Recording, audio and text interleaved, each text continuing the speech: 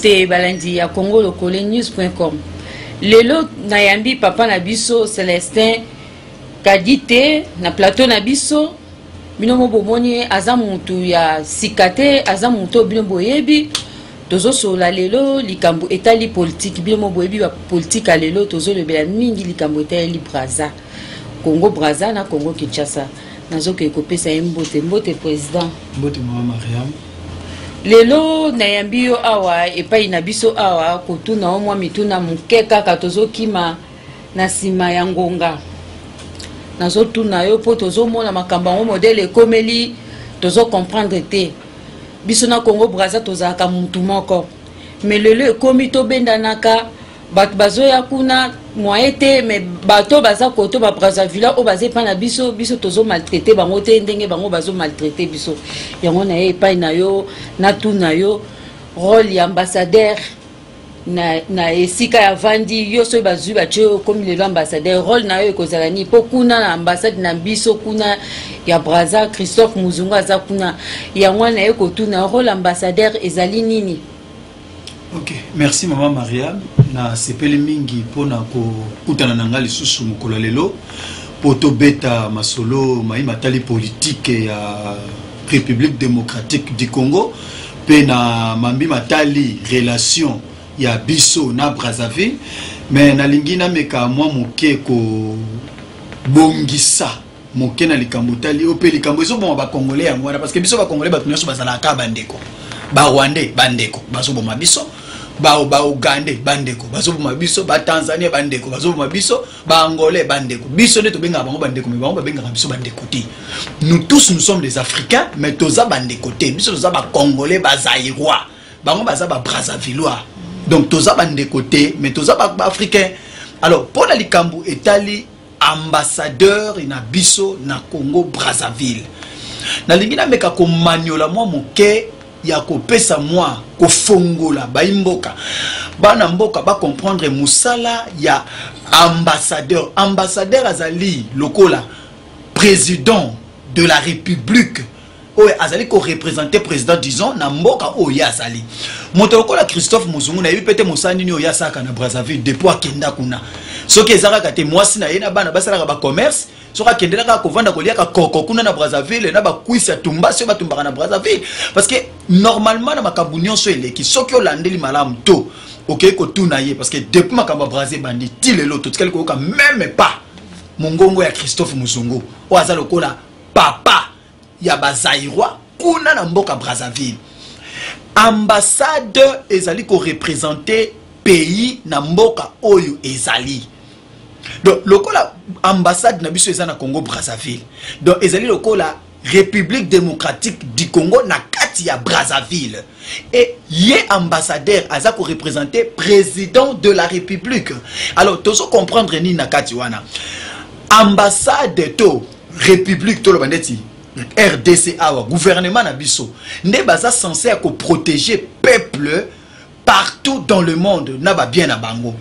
à travers ba ambassade to ba ambassadeur mais soki ambassadeur na ba peuple baza kuna ayebi bango te makambo ezoleka ba viol tout ezoleka kuna azoloba te azokosola te en tout cas rôle na ye eza vraiment inutile na Brazzaville ana musala malonga te oyazo sa na Brazzaville donc rôle ya ambassadeur na biso na Brazzaville zali ya ko protéger peuple na ba bien na bango na esika oyazali mais pour na Christophe Muzungu en tout cas zéro a échoué na mission oye azalaki na ngoya ko protéger ba congolais mena baza na insécurité ba congolais bazo vivre na ebité lolenge nini ba ambassade na biso na ba ambassadeur na biso ba yebaka te esika nini peuple na bango bazali ezaka Christophe Muzungu te presque tous les ambassadeurs oh baza partout dans le monde ceux qui te bandit ko tuna ba ambassadeur nyo sa luka ayeba peuple congolais sika bazali bazo sala nini bazo traiter bango ba yebité donc congolais aza toujours orphelin de père et de mère partout sika azali c'est un peu ça. Mais ba député na biso ba ponami ya peuple o biso to pona bango na maponami keba ke na parlement po ba lobela ka biso mais ba wuti ko benga ba lobi papa na biso Muzungu esengeli azonga awa ambassadeur na biso azana Brazza esengeli azonga awa pona masolo yo moni yango boni. OK. Na yebi ke ceux qui lelo député soi-disant député mais kozwa moi initiative wana c'est grâce à Yanamar. C'est grâce à Yanamar parce que ça moko ya décision je crois dernièrement to ça qui na beach to sala que sengala ki to sala to longwa ki na beach to kendaki liboso ambassade on a décidé to pesa ki peut défi to loba ki na régime en place gouvernement irresponsable bazwa ba responsabilité na bango à main bakanga ambassade ya Brazzaville rapidement et puis bazongi sa ambassadeur na bakanga ba frontière. Alors gloire à Dieu parce que ba meki ko yoka quand même ba comprendre décision pe position ya Yanamar yango na ba député bazu yango parce que tant que tozalaki on a liboso ambassade to mona ki député moko azalaki ko leka wana alekaki atelemaki wana mona ki biso ndé tozalaki ko réagir. Je crois que yenda memeli ki bande ko na ki ba Yanamar ba tomboki makasi alors to sala noki to luka solution sinon Yanamar ya ko panza même biso ba député na kati parlement donc yango na bazu décision wana. Merci papa. Mais kaka yo papa sele olobaka mi que papa na biso président de la République Joseph Kabila alobaka ilo côté. Mais to uti komona atina ki papa na biso Kengo Wadondo o azali président ya Sénat akende kokuta na papa na biso Sassou ye ngumba Brazzaville o aza mokonzi kuna président na biso Sassou o ya ngambo akende kuna po basola pona likambu o ya mbata mukolo esila yo moni boni. Maman, autant que papa na biso ebele finalement na ndé papa na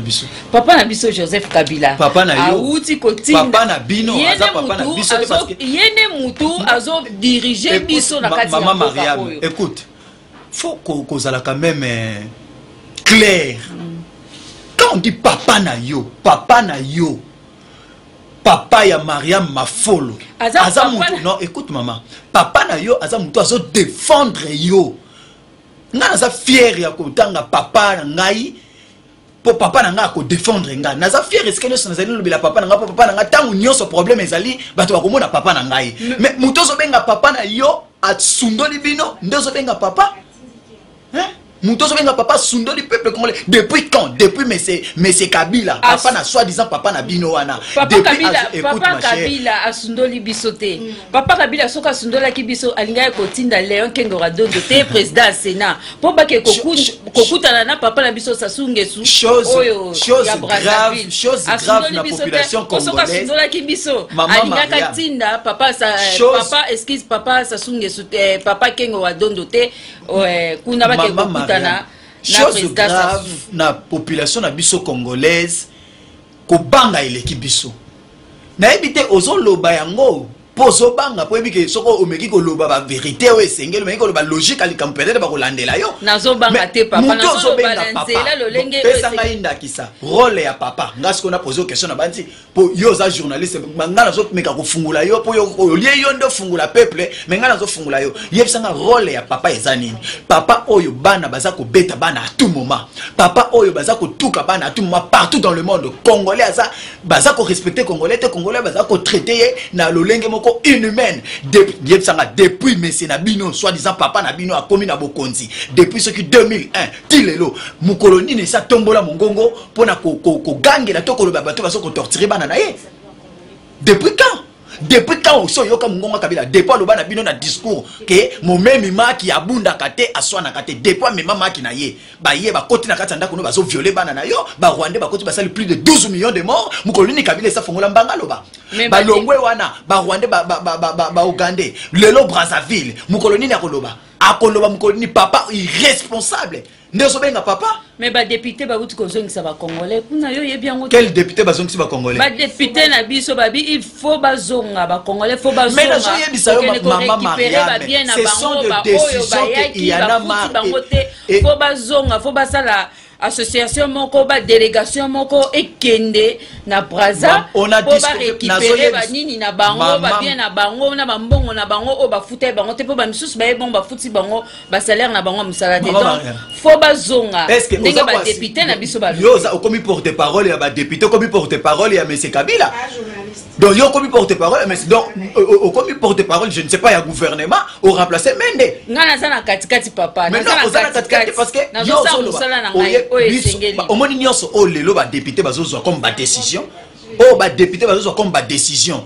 o ba député parce que baza ba député te parce que depuis ba bandi ko torture au peuple congolais azui massacre viol o ba violer bana mboka au moins na ba image combat bazo beta ba congolais na mabaya ba bobi ba congolais na Brazzaville. Et kaka lelo bandi ko so ba décision wana ba yé juste base na sonité parce que il y en a marre qui ba décision ferme to penser que bango ultimatum il y a une semaine to baki soki ba meyi ko sala quelque chose te to ko agir ya ngona le plus vite que possible bandi ko so ba décision na bango eza ya buzoba parce que pour moi je crois et ko zanango sans effet combien de fois le parlement na ba luka ba résolution ba so ba décision et simba raté et ça sans effet.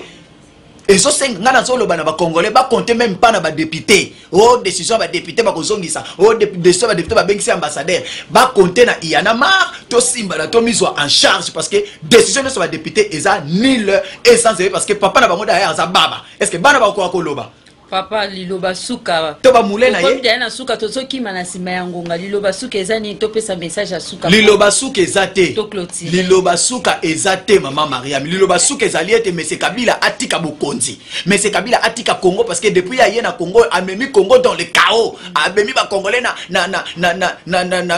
bazo respecter so ba congolais amemi ba congolais na kufa donc a kotisi biso na kata libulu donc liloba suka ezali Kabila dégage tika la biso mboka na biso tozonga tana moi respect muketo zaki na tanga Mobutu akende liloba suka ezate parce que lelo ba plan na bango ezali Kabila ameka ko consolider ameka ko battre la pouvoir na ye yango wana alors maman Mariam limbisa biso vraiment en tout cas naza un peu monté parce que à liro tozo ki na Congo na ngai tozo mona ke Congo ezokende azokotisa ba Rwanda bazokota ba kwenyoso na maluku na banda na bisa kango depuis jour wana maluku ba Congo ba Rwanda bazokota azoluka se met trouble awa se met trouble pour alobani que non ba élection moyen ça la mesate parce que trouble zalaki na calcul on a na pesa au moins mke limbisa ngai pour na ko yiba mke tangu na yo calcul na bango ezali boye peuple congolais ayeba ndenge tozolo baboye na bakozonga o ba congolais bazongia ezape na ba infiltrer bazana kati ebele ezana avion vol ezo salama Brazzaville Kigali ezali kokumba ba Rwandais bazokokotela na maluku ba Rwandais bazokotela na maluku bakosala affrontement ya makasi awa na Kinshasa moto ekopela mutu akokalme moto wana ekozala bisengimana tango kalme moto wana alors Kabila ko sandeti abatami akimi quelque part bisengimana ndako za na mutu ya mboka pendant quelque temps ba miso na transition mais ekosimba te wana lo baba koko nanga basi ba konfie cette fois-ci ba tie biso petoti c'est un peu ça maman Maria donc le basu ke zate tozo koba toujours malobe ko zaka chaque jour ko maman basuka te tango Kabila zawa suke zate ti Kabila ko kende mko to pesa le basu ko selenga na benga ko ndenge coach nanga benga o ke ozake lombe oze lombe papa to comme na suka ya émission na biso boyoki lelo to yambaki ndeko sele boyoki ndenga lobi donc na sepeli mingi ndenge to sololi na e po ezali mbala liboso ngai na yambaye na plateau top solo na e masolo ya politique mais eloko na osenga merci ebele et pas ya mama Gidil Bisengo ene mutazu ba image o mais kozwa pe ba image ya bien mais boy ba ke jour J FC Minoka boy dans le bam no côté na bika boy donc le 15 mai 2014 to fêter anniversaire à coach na biso Gidil Bisengo yenda za responsable à Congo News.com so bo benge ça bien ba joyeux anniversaire na bino et ça là et ça qui to comme casse donc na pesi merci ebele et pas maman Gidil Bisengo et mtazu ba image o na pesi merci et pas Patrick Nsala yende muto a monter yango na pesi merci na Rosie Mbaka yende accompagner biso na émission o na pesi merci à trop et pe mbote ebele et pas ya directeur na biso papa de Chite Mambetuku na pesi mbote ebele respect na directeur na biso ya programme papa de Chite Mambetuku na bo sanité Christian Ndisu number 1 talaka yozala number 1 Bele Dieu de Ndisu Flori Bale Kombo na pesi binyo so mbote Paul ambassadeur sikoza na pesi mbote na pesi binyo so mbote Cliff Nzuzi Ndombe na pesi mbote bino bat bolandaka biso na www.congolocolenews.com na pesi binyo so mbote tokutani na émission mususu na mbala ya sima kaka na émission oyo tokosala susu deuxième volume na papa na biso Celestin Ndeko Celestin.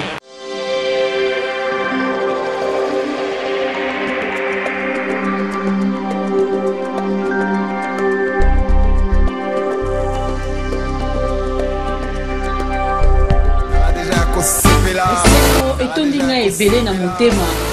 komona bino balandi oyo bolandaka congolocolenews.com émission na bino oyo bolandaka na site na bino www.congolocolonews.com ezali